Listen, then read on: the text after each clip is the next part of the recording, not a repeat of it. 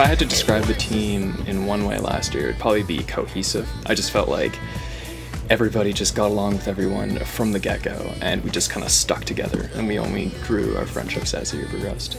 My favorite moment was during TF retreat, where we all got up and had this giant snowball fight at 1 a.m. for no apparent reason while it was freezing outside. My favorite moment was when we revealed the LibDub at OVT, because we finally made it to orientation and everyone was so happy and everyone just wanted to cry and hug each other because our TF family was so awesome last year. To this day, it's still hard to comprehend how much being a TF changed my life and changed my undergraduate experience, and it's one of those things I'll always look back upon with such fond memories, so please, please apply, you'll never regret it.